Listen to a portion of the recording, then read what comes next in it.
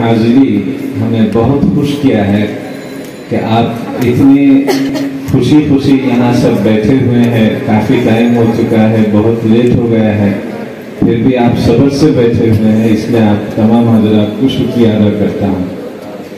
مجھے وہ زمانہ یاد آ رہا تھا ابھی یہاں بیٹھے بیٹھے کہ میں جب دیوبند میں تھا اور اپنی مسجد کے چھت پہ بیٹھ کے دیوبندی طلباء کے مسابقاتی اجلاس کو دیکھتا تھا تو سب بہت اچھا لگتا تھا. میں پہلے سوچ رہا تھا کہ پتہ نہیں بچے کیسے یہاں تقریر کریں گے, یہ لوگ اردو نہیں جانتے, اردو بہت کم بولتے ہیں, لیکن الحمدللہ یہاں آپ حضرات کی جو کوشش تھی یہ ہماری امید سے بھی بہت زیادہ تھی. اس لیے میں اپنے تہہ دل سے تمام مقرر حضرات کو شکریہ ادا کرتا ہوں کہ آپ نے اپنی کاوش کو دکھا دیا ہے کہ ہم کاوش کر بھی سکتے ہیں. ہم مؤسسۃ الطلاب دارالفلاح کے پاس ہم نے یہ اپیل کیا ہے کہ آگے اس قسم کی مجلس اور بھی زیادہ ہو, کیونکہ ہماری امید ہے کہ بچے جس طرح آج کے اس اجلاس میں شرکت کیے ہیں آگے بھی اگر ایسا اجلاس ہوتا رہے گا تو اس سے زیادہ شرکت ہوگی انشاءاللہ, ہوگی نا انشاءاللہ. ماشاءاللہ ہم یہی ہمت دیکھ رہے ہیں کہ ہمارے ساتھی یہاں پر آ کے اتنی اچھی تقریر کی ہے تو ہم کیوں نہیں کریں گے, آپ بھی کرو گے نا انشاءاللہ. دیکھو اردو زبان ہمارے اکابر کی زبان ہے, اور اکابر کی زبان یہ ایسی زبان ہے کہ میں چھوٹا سا ایک واقعہ آپ کو سناتا ہوں.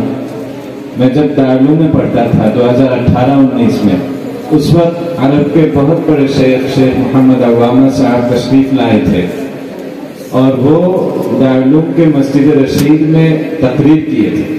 آدھا گھنٹہ تقریر کرنے کے بعد اس کا خلاصہ انہوں نے یہ بتایا, دیکھو کہ تمہارے اکابر نے جو کچھ لکھ رکھا ہے, تمہارے اکابر نے تمہارے لیے اردو زبان میں جو کچھ لکھ رکھا ہے یہ تمہارے لیے کافی ہے. تمہیں عربوں کے یہاں علم حاصل کرنے کے لیے جانے کی کوئی ضرورت نہیں. ان کی عبارت ایسی تھی, میں آپ کو ان کی عبارت سناتا ہوں. انہوں نے یہ کہا تھا کہ ثواب ما عندهم عندکم وخطأ ما عندهم انتم فی غنى عنہ, کہ عربوں کے پاس صحیح جو علم ہے وہ آپ کے اکابر کے پاس اس سے زیادہ صحیح علم ہے, اور اگر عربوں کے یہاں کوئی غلط علم ہو تو آپ کو اس کی کوئی ضرورت ہے ہی نہیں, تو آپ کو کیوں عربوں کے یہاں علم کے لیے جانا پڑے گا. عربوں کے یہاں ہمارے علم کے لیے جانے کی آج تک کوئی ضرورت ہے ہی نہیں. یہ کس نے کہا؟ شیخ محمد عوامہ صاحب, جو مدینہ منورہ میں رہتے تھے, حلب کے ہیں, بالکل خاص عرب ہیں اور اب ترکستان میں رہتے ہیں. تو اس لیے میں کہتا ہوں کہ اپنے اکابر کی زبان کو سیکھیے. کہنے والے نے بہت اچھا کہا کہ نزل القرآن فی العرب وکتب فی العراق وقرئ فی مصر وفہم فی الہند, کہ قرآن نازل ہوئی تو عرب میں, لیکن قرآن کی کتابت ہوئی عراق میں, اور قرآن کی قرأت کو پروان چڑھایا گیا ہے مصر میں, ساتھ ہی اندلس میں بھی, اور آخر کا قرآن کا جو فہم ہے وہ ہندوستان میں آ کر ہوا. آپ دیکھیے, میں آپ کو کہتا ہوں کہ امام رازی, آپ پورے عرب کو چھان پھٹک کے دیکھیے, پورے عرب کو چھان بین کریں, آپ کو امام رازی ایک ملیں گے.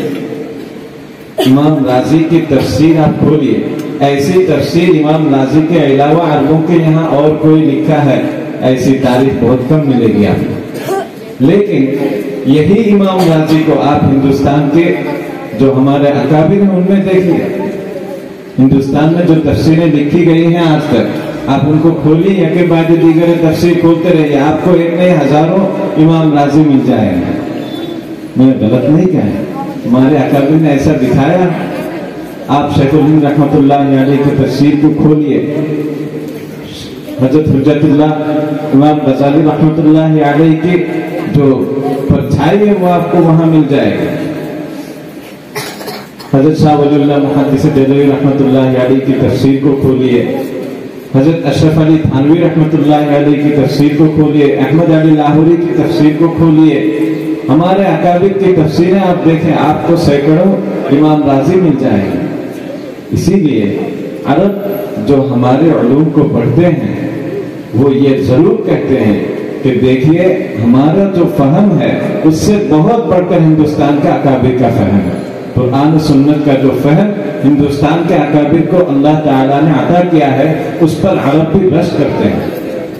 علامہ زاہد کوثری رحمۃ اللہ علیہ اپنی کتاب میں یہ تحریر کیا ہے کہ اشرف علی تھانوی رحمۃ اللہ علیہ کی جو تالیفات عربی میں ہم نے دیکھی ہے، ہمیں افسوس ہوتا ہے کہ ان کی ساری تالیفات اگر عربی میں آ جاتی۔ یہ کون کہتا ہے؟ زاہد کوثری رحمۃ اللہ علیہ، جو جامعہ ازہر کے امام تھے اور ترکستان کے بھی بڑے امام تھے۔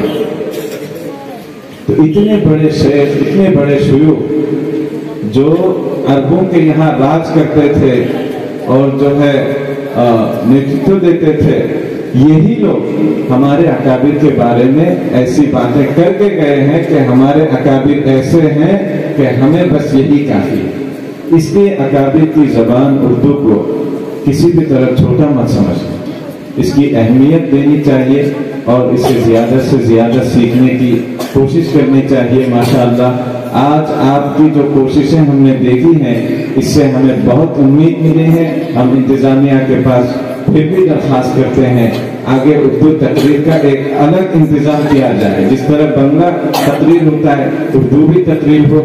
یہ ہمارا ایک اپیل ہے۔ اللہ تعالی ہم سب کو اپنے اکابر کی زبان کی حفاظت کرنے کی توفیق عطا فرمائے۔ بہت وقت ہو چکا ہے، ابھی انشاءاللہ آپ کھانا کھائیں گے، کھانا کے بعد انشاءاللہ نماز ہوگی، پھر عربی میں تقریر ہوگی۔ سب لوگ انشاءاللہ جلدی جلدی کھانا کھا کے نماز پڑھیں، نماز پڑھنے کے بعد پھر سے یہاں حاضر ہو جائیں، کوئی بھی غائب نہ رہے، ٹھیک ہے نا؟ انشاءاللہ کوئی بھی غائب نہ رہے۔ آگے عربی تقریر ہوگی، عربی تقریر ہوگی، سب کے سب حاضر ہوں گے، اپنے ساتھی کو لے کے یہاں آ جائیں گے انشاءاللہ۔ اللہ تعالی ہمیں عمل کرنے کی توفیق عطا فرمائے، آمین۔